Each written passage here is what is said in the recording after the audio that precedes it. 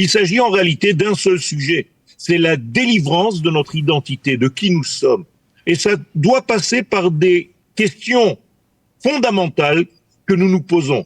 Et aujourd'hui, je pense qu'on était obligé d'arriver à ce questionnement fondamental de qui nous sommes. Alors, s'il sort de cela, et c'est ce que je pense, qu'après toutes ces discussions, qu'après toutes ces disputes, entre guillemets, il n'y aura pas, encore une fois, une destruction, mais bien au contraire, je pense qu'on va sortir de là beaucoup plus renforcé. Nous avons le plaisir d'être en ligne avec le Rav Yoel Ben-Harosh. Rav Yoel, bonjour, Boker Tov.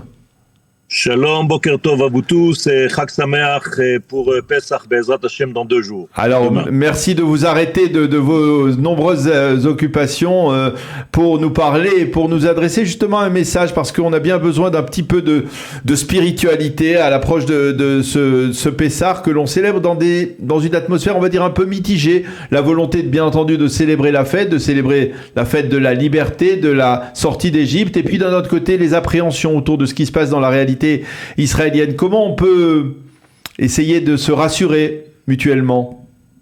Vous savez, quand on grandit, il y a des tris qui doivent se faire dans notre vie.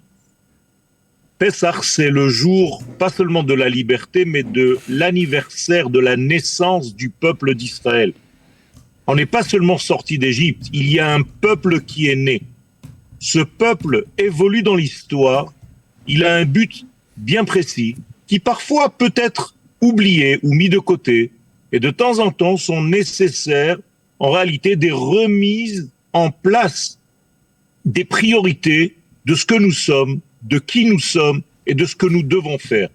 Alors je ne vois pas le problème, entre guillemets, aujourd'hui comme un problème qui est une catastrophe pour le peuple d'Israël, bien au contraire. Je pense qu'il y a un tri au niveau même de notre prise de conscience de qui nous sommes, et cela tombe très très très bien avec l'histoire de Pessah, puisqu'il s'agit de retrouver son identité. En hébreu, l'identité se dit mi, mem yud. Et lorsque cette identité se trouve en Égypte, eh bien le mi se trouve dans Tsarim, dans la prison, Mitzrayim. La sortie d'Égypte, c'est le redévoilement, la redécouverte de notre identité. Je pense qu'aujourd'hui, c'est de cela qu'il s'agit avant tout, et tous les problèmes et les points sur lesquels nous avons appuyé ne sont que des prétextes pour arriver à faire un tri de cette nation d'Israël que nous sommes. Alors, qu'est-ce que ça veut dire faire un tri? Qu'est-ce que ça veut dire? Comment Tout simplement remettre en place les priorités de ma vie, qui je suis. Est-ce que je suis un homme individuellement parlant? Est-ce que je suis une nation? Quel est le rôle de cette nation? Pourquoi nous sommes revenus sur la terre d'Israël?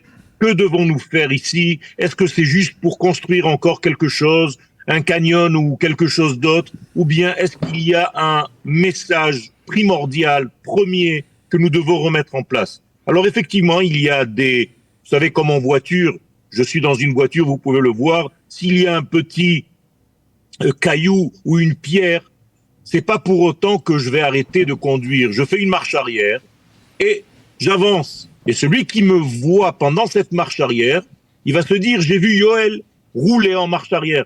Pas du tout. J'ai juste évité un obstacle sur ma route. Alors il y a aujourd'hui quelques obstacles qu'il faut dépasser avec beaucoup d'amour, avec beaucoup de respect pour une partie de notre peuple qui peut-être ne pense pas exactement comme moi, mais ce n'est pas grave. On fait partie d'une seule famille et on a des discussions entre frères et c'est tout à fait légitime, tout à fait normal.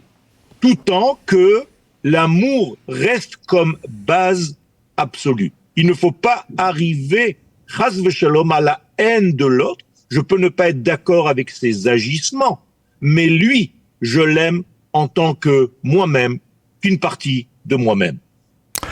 Pourtant, Rav Yoel, il y a dans l'histoire d'Israël, il y a des, on va dire, il y a des précédents, il y a dans l'histoire d'Israël des épisodes qui ont été des épisodes extrêmement douloureux. C'est pas plus tard qu'il y a 20 siècles, le peuple juif a perdu sa souveraineté en raison de sa haine gratuite entre ses frères, plus qu'à cause des Romains qui ont détruit le pays. On est d'accord, c'est pour ça qu'il faut en réalité dépasser tout ça. Et la preuve en est, c'est que malgré le fait que vous venez de rappeler, nous sommes là aujourd'hui. Un peuple sur sa terre. Ça veut dire que même les difficultés inhérentes à l'histoire ne bloquent pas le processus de l'histoire. Ce que je veux dire par là, c'est qu'il y a un optimisme qui est beaucoup plus fort que tous les dégradations qui se mettent en place sur le chemin de notre délivrance. Il s'agit en réalité d'un seul sujet, c'est la délivrance de notre identité, de qui nous sommes. Et ça doit passer par des questions fondamentales que nous nous posons. Et aujourd'hui, je pense qu'on était obligé d'arriver à ce questionnement fondamental de qui nous sommes. Alors, s'il sort de cela, et c'est ce que je pense, qu'après toutes ces discussions, qu'après toutes ces disputes, entre guillemets, il n'y aura pas, encore une fois, une destruction, mais bien au contraire, je pense qu'on va sortir de là beaucoup plus renforcé, avec une identité beaucoup plus claire pour la majorité de notre peuple. Comment doit-on percevoir justement ceux qui manifestent aujourd'hui? On les voit manifester massivement, de manière répétitive, chaque samedi soir. Quel regard vous portez sur ces Israéliens qui, pour une bonne partie, ne sont pas obligatoirement des gens particulièrement pratiquants, même s'il y a bien entendu parmi eux des gens pratiquants, mais quel regard vous portez sur eux justement? Bien, je pense que si j'aborde cette question au niveau psychologique, c'est tout simplement une question. Est-ce que vous me voyez? C'est une demande. Regardez-moi. Prenez-moi en compte. Moi aussi, j'existe et j'ai des peurs, j'ai des angoisses. Et c'est légitime, c'est bien. Ça veut dire qu'en réalité, ce sont des gens qui veulent faire partir d'un processus qui est grandiose, qui peut-être ne savent pas comment le faire et de l'autre côté non plus. Et ensemble, nous sommes en train de mettre en place une structure qui va être en réalité la base sur laquelle, en tant que croyant, je pense que le messianisme d'Israël est en train de se déposer. Donc ce sont des parties de notre peuple qui légitimement se posent la question, est-ce que vous nous avez pris en compte dans tout ce grand processus ? Et le sentiment, c'est qu'on arrive à prendre, c'est-à-dire dans le pouvoir politique qui est aujourd'hui, on arrive à tenir compte de chacune des parcelles des identités de la société israélienne. Alors effectivement, on va peut-être me prêter des définitions comme étant messianiques, mais je pense que même le gouvernement d'aujourd'hui n'est pas le gouvernement définitif. Nous attendons un royaume d'Israël, et je pense que c'est une avancée, que c'est encore une étape, certes très importante, mais je ne pense pas que la structure actuelle soit la structure définitive. Il y aura par-dessus tout cela un système qui est beaucoup plus fort, qui est en réalité un système que j'appelle messianique, mais qui en réalité ne vient pas balayer tout ce qui se passe aujourd'hui, tout simplement va se déposer sur le système existant, que nous sommes en train de mettre en place.